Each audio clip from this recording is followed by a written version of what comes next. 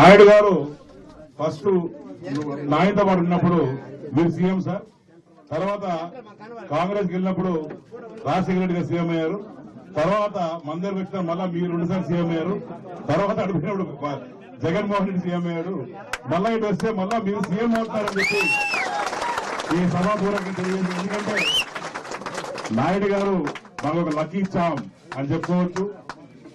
మరి మాకందరికి ఆయన కొత్త కాదు, మా బాసు అంతకన్నా కొత్త కాదు.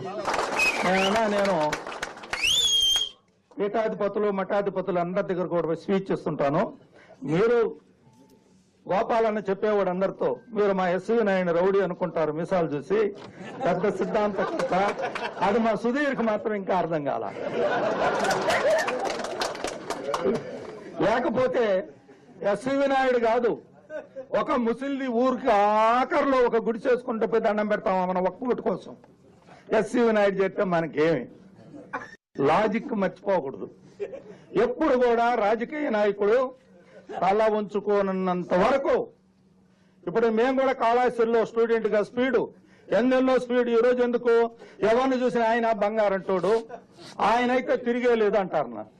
ఎందుకంటారంటే ప్రవర్తన మనం ఆ విధంగా ప్రవర్తించి, ఇప్పుడు మీరందరూ కూడా రేపు ఈ పార్టీ కోసం ఏ ఊరికి ఆ ఊర్లో మనకు దగ్గర లీడర్లతో మనకు వైషమ్యం ఉండే సరే ఎటువంటి పరిస్థితుల్లోనూ అవన్నీ పట్టించుకోకుండా తెలుగుదేశాన్ని అధికారంలోకి తీసుకొని రావడం ఒక్కటే ముఖ్యమంత్రిగా మన నారా చంద్రబాబు నాయుడు గారిని గెలిపించుకోవడం ఒక్కటే మన లక్ష్యాన్ని మీరు గుర్తుపెట్టుకోండి.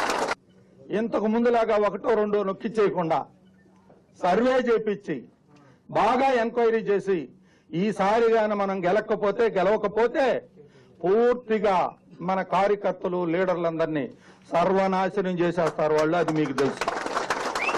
ఆ విధంగా మీరు ప్రతి వ్యక్తిని ప్రతి క్యాండిడేట్ ని మీరు చూసి ఇవ్వమని మాత్రం మీకు సభామూలకంగా నమస్కారం చేసి మరీ కోరుతున్నాను.